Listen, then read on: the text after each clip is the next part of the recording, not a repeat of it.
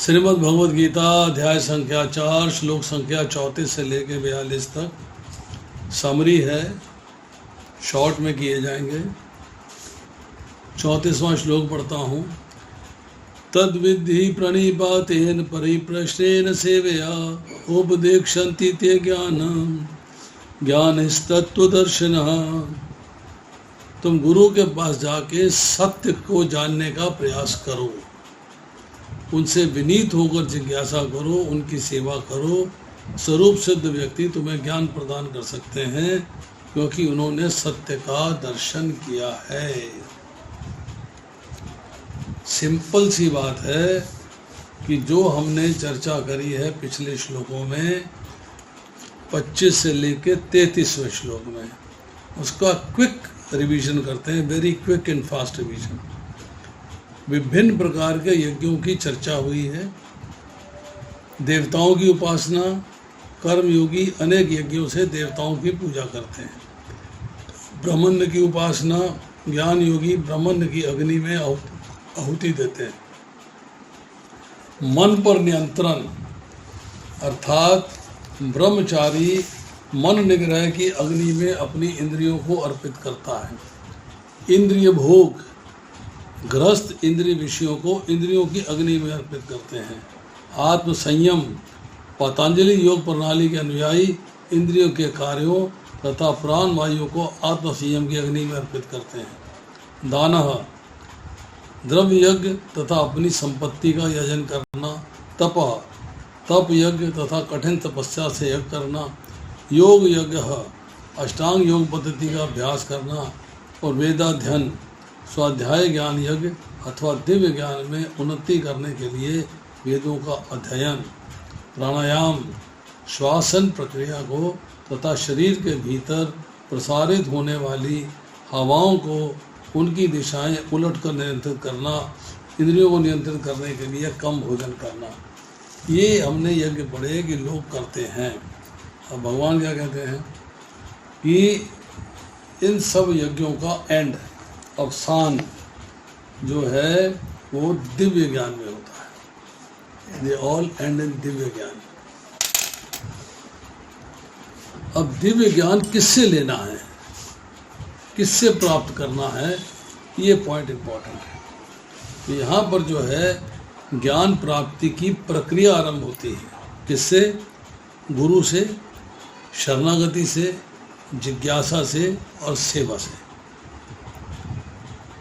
गुरु के पास जाके सत्य को जानने का प्रयास करो, उनसे विनीत होकर जिज्ञासा करो और उनकी सेवा करो। वे तुम्हें ज्ञान प्रदान कर सकते हैं, क्योंकि उन स्वरूप सिद्ध व्यक्तियों ने सत्य का दर्शन किया है, सत्य का ज्ञान प्राप्त किया है। अंधा अनुगमन और निरर्थक जिज्ञासा दोनों निंदनीय हैं। शिष्य न केवल गुरु से विनीत होकर सुने, अपितु स्पष्ट ज्ञान प्राप्त करने के लिए उनसे जिज्ञासा करे तथा उनकी सेवा करे, तब परिपूर्ण ज्ञान प्राप्त होता है। अब आता है 35वां श्लोक। यद् ज्ञात्वा न पुनः मोहम् एवं यास्यसि पांडवः येन भूतानि अशेषानि द्रक्ष्यसि आत्मनि अथ उमयि। स्वरूप सिद्ध व्यक्ति से वास्तविक ज्ञान प्राप्त कर चलने के बाद तुम पुनः कभी ऐसे मोह को प्राप्त नहीं होंगे, क्योंकि इस ज्ञान के द्वारा तुम देख सकोगे कि सभी जीव परमात्मा के अंश स्वरूप हैं, अर्थात वे सब मेरे हैं। अब यहाँ बात आ रही है, इसमें कुछ श्लोक जो हैं हमें इकट्ठे करने चाहिए, 35वें से लेके 38वें श्लोक तक। 36वां श्लोक है। अपि चेत असि पापेभ्यो सर्वेभ्यो पापकृतं सर्वं ज्ञान प्लवेन एव प्रजनयं संतरिष्यसि। यदि तुम्हें समस्त पापियों में भी सर्वाधिक पापी समझा जाए, तो भी तुम दिव्य ज्ञान रूपी नाव में स्थित होकर दुख सागर को पार करने में समर्थ होगे। श्लोक संख्या 37। यथा एथांसि संविद्ध अग्नि भस्मसात् कुरुते अर्जुन ज्ञान अग्नि सर्वकर्माणि भस्मसात् कुरुते तथा। जैसे प्रज्वलित अग्नि ईंधन को भस्म कर देती है, उसी तरह हे अर्जुन ज्ञान रूपी अग्नि भौतिक कर्मों के समस्त फलों को जला डालती है। श्लोक संख्या 38। न हि ज्ञानेन सदृशम पवित्रम इह विद्यते तत्स्वयं योग संसिद्धम कालेन आत्मनि विदन्ति। इस संसार में दिव्य ज्ञान के समान कुछ भी उदात्त या शुद्ध नहीं है। ऐसा ज्ञान समस्त योग का परिपक्व फल है। जो व्यक्ति भक्ति में सिद्ध हो जाता है तो यथा समय अपने अंतर में इस ज्ञान का आस्वादन करता है। मतलब इन श्लोकों में चर्चा हुई है ज्ञान का परिणाम और उसकी महिमा के बारे में। पहली बात, मोहग्रस्तता नहीं होती। तुम पुनः कभी ऐसे मोह को प्राप्त नहीं हुए। कैसा मोह? कुटुंब का मोह। जब तुम्हें वास्तविक ज्ञान प्राप्त हो जाएगा, गुरु से ज्ञान की प्राप्ति कर लोगे, तब तुम कुटुंब के मोह के प्रति आसक्त नहीं होगे। तब तुम्हें ऐसा मोह दोबारा प्राप्त नहीं होगा, तुम उसके प्रति आकर्षित नहीं होगे। अब इसके बाद इसी का दूसरा पार्ट है 35वें श्लोक का, कि समस्त जीवों को मेरा अंश स्वरूप देखने की शुद्ध दृष्टि प्राप्त होती है। फिर तुम देखते हो कि सब जीव जितने भी संसार में उपस्थित हैं सब भगवान के ही अंश हैं। एक जीवात्मा जो भगवान कृष्ण का अंश स्वरूप है और नित्यदास है, उसको कृष्ण से अलग नहीं किया जा सकता। उसके कृष्ण से भिन्न पहचान होने के भाव को माया कहते हैं। माँ मतलब नहीं, या मतलब यह है हमारे बंधन का कारण अज्ञान है। अज्ञान, इग्नोरेंस। फिर 36वें श्लोक में कह रहे हैं कि अगर तुम्हें समस्त पापियों में से भी सर्वाधिक पापी समझा जाए, अगर तुम्हें दिव्य ज्ञान को प्राप्त कर लेते हो और दिव्य ज्ञान का अनुकरण करते हो, उसके ऊपर चलते हो, तो तुम्हारे सारे पाप नष्ट हो जाते हैं। तुम दिव्य ज्ञान रूपी नाव में स्थित होकर दुस्सागर को पार करने में समर्थ होगे। अर्थात ज्ञान रूपी नाव, ज्ञान प्लव समस्त पापियों में सर्वाधिक पापी को पाप और दुख के सागर से पार करवा देती है। कौन सी? ये ज्ञान जो गुरु से मिलता है, जो परंपरा से गुरु से ज्ञान प्राप्त होता है, उसकी चर्चा हो रही है। और वो क्या ज्ञान देता है? जो भगवान से प्राप्त होता है। जो भगवान से प्राप्त हुआ ज्ञान है, उसकी चर्चा हो रही है। 37वें श्लोक में कहते हैं कर्म फल नष्ट हो जाते हैं। अर्थात ज्ञान की जो अग्नि है वो भौतिक कर्मों के समस्त फलों को जलाकर राख कर देती है। जैसे प्रज्वलित अग्नि ईंधन को भस्म कर देती है। अग्नि जल रही होगी, उसमें जो ईंधन डालोगे सब भस्म होता चला जाएगा। उसी तरह है अर्जुन, ज्ञान रूपी अग्नि, मतलब ये जो दिव्य ज्ञान है ये अग्नि के समान है। वो अग्नि क्या करती है? वो आपके कर्म फलों को जला डालती है, कर्म फल समाप्त कर देती है। इसमें रूपपाल लिखते हैं कि कर्म फल का कई अवस्थाएं हैं, शुभारंभ, बीज, संचित आदि। किंतु जीव को स्वरूप का ज्ञान होने पर सब कुछ भस्म हो जाता है, चाहे पूर्ववर्ती हो या परवर्ती। बृहदारण्यक उपनिषद में कहा गया है, उभे उह वेश एते ताते मितः सात्व साधुनी। मनुष्य पाप और पुण्य दोनों ही प्रकार के कर्म फलों से मुक्त हो जाता है, उन्हें जीत लेता है। शर्त यह है कि ये जो ज्ञान भगवान ने दिया है, जो आपको गुरु से प्राप्त होता है, परंपरा से प्राप्त होता है, उस ज्ञान के ऊपर चलना है, उस ज्ञान का अनुकरण करना है, उसका अनुसरण करना है। अब कहते हैं 38वें श्लोक में कि दिव्य ज्ञान के समान कुछ भी उदात्त या शुद्ध नहीं है, मतलब इससे पवित्र कुछ नहीं है।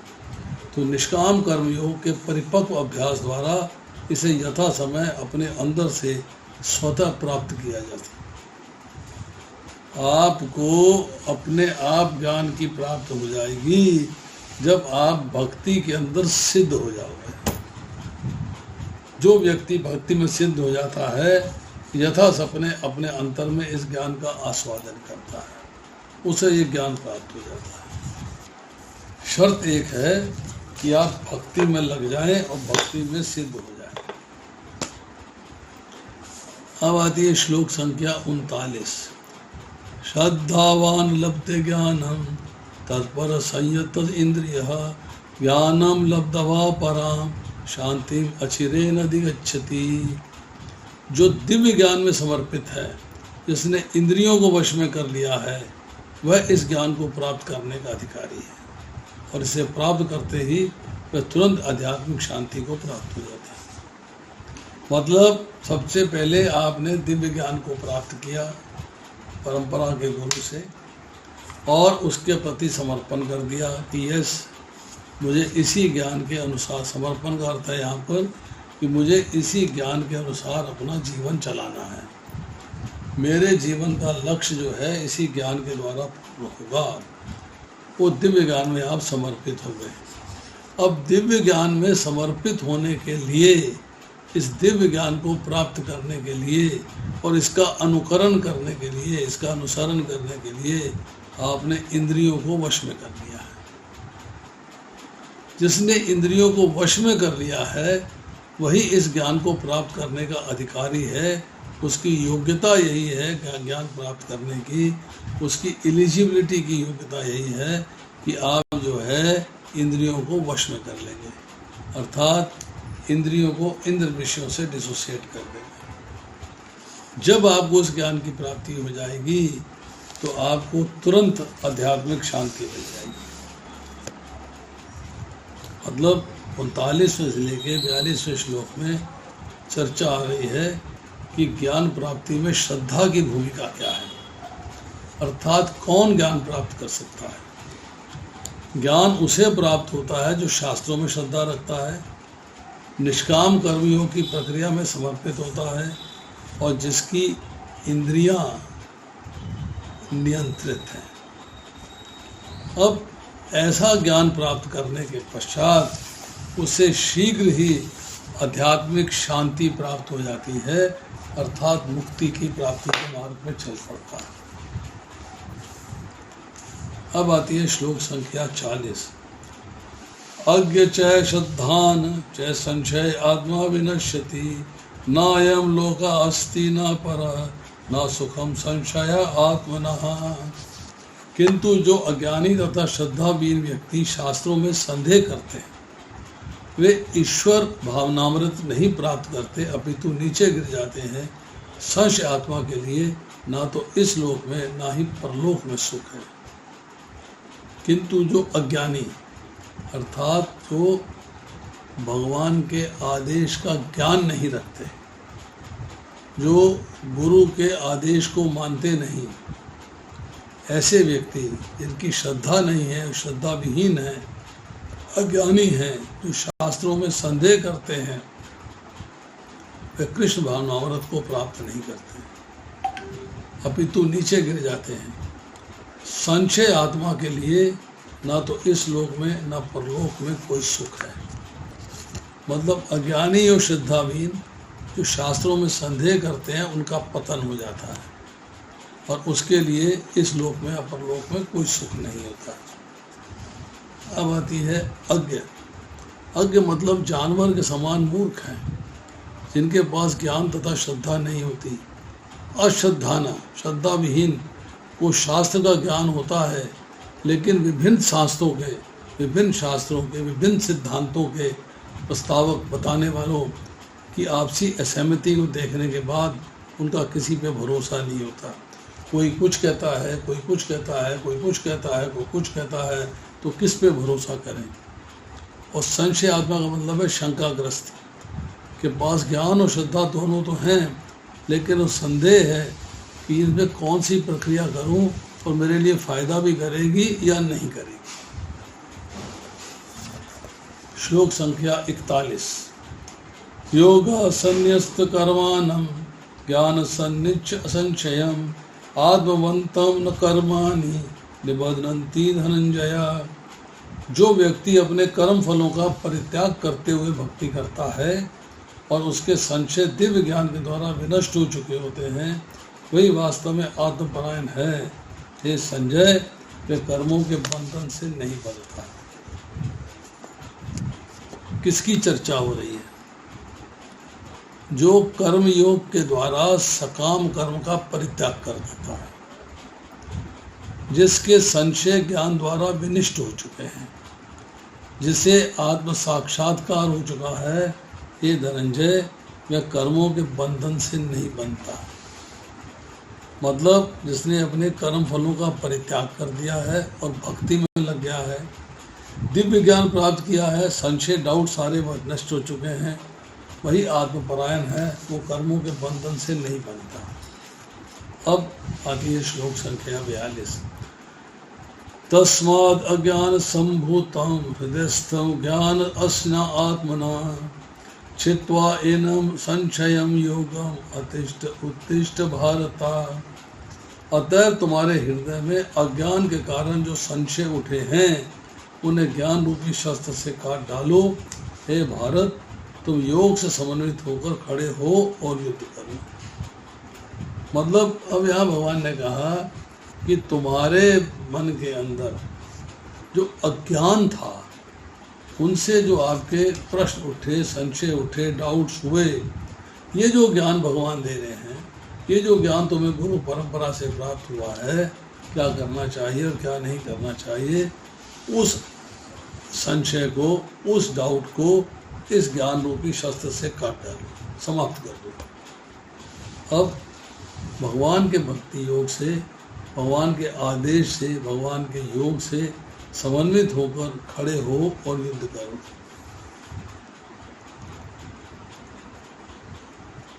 अब चौथे अध्याय के 41वें श्लोक की प्रथम पंक्ति, योगा संन्यस्त कर्माणं ज्ञान छिन्न संशयम में कर्म शब्द का शाब्दिक अर्थ कार्य हो सकता है, किंतु कृष्ण इसे कर्म फल के भाव में कहते हैं।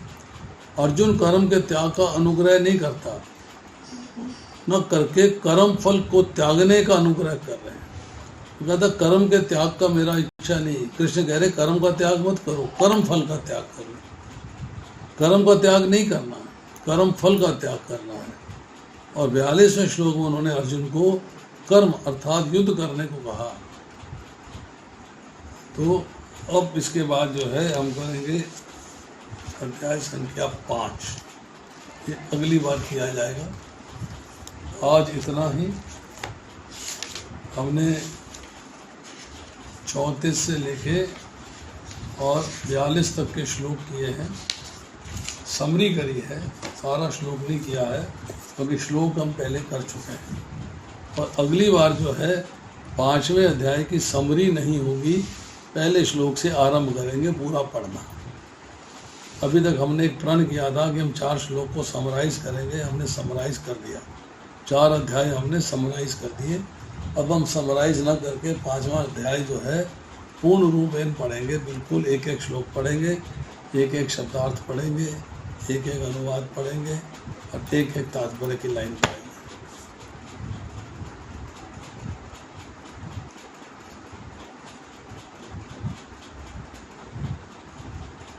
बताइए। जो चौथा अध्याय अभी कर रहे हैं तो वो भी 5वें अध्याय में पहुंचेंगे तो वो रिपीटेशन होगी। क्या मतलब?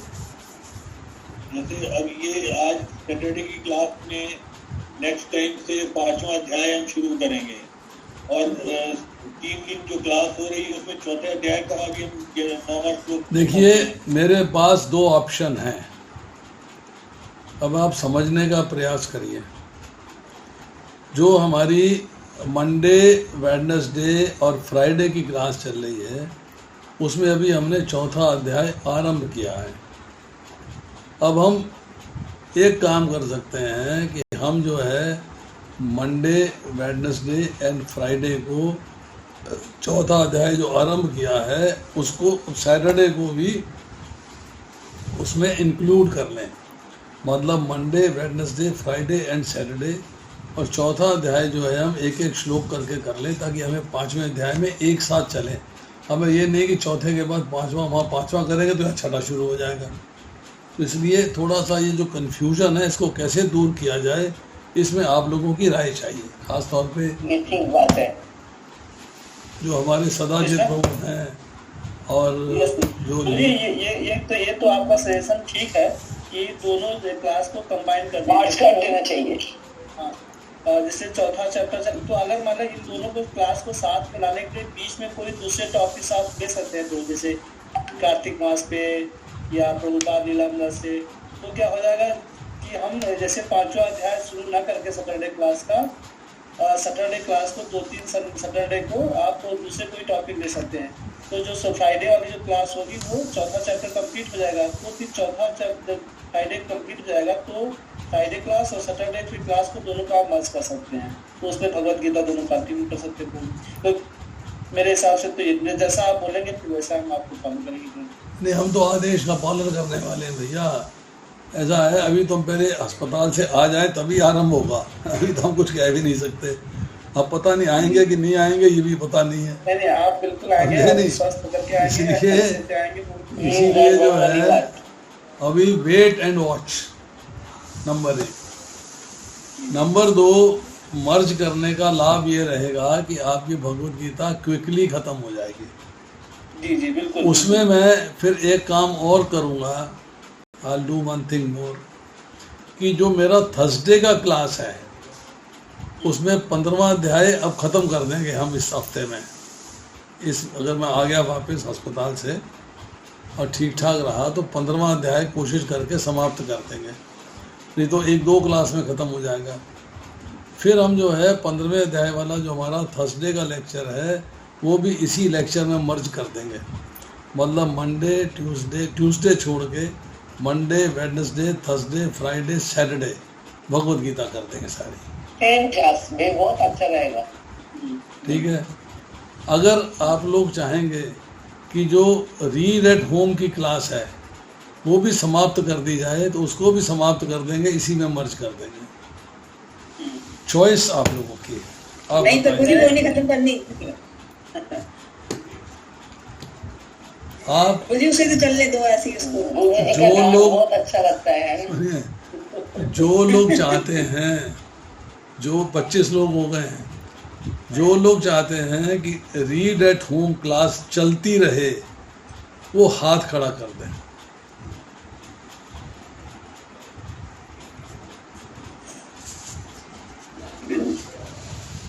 एक, 2, 3, 4, 8, 9, 10 लोगों ने हाथ खड़ा किया है। बाकी चाहते हैं कि बंद कर दी जाए। तो देखिए 25 में से 10 चाहते हैं चले और 15 चाहते हैं ना चले, तो बंद कर देते हैं उसको भी।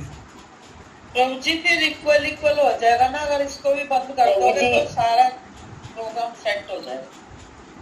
नहीं प्रभु जी ये वो वाली क्लास तो अलग है, हो जाएगा ना। प्रभु जी वो क्लास तो अलग है। प्रभु जी देखिए मैं पूछता हूँ, एक सेकंड, उसमें डांट पड़ती है, वो अच्छी लगती है, वो अच्छी क्लास है। एक सेकंड। देखिए ऐसा है,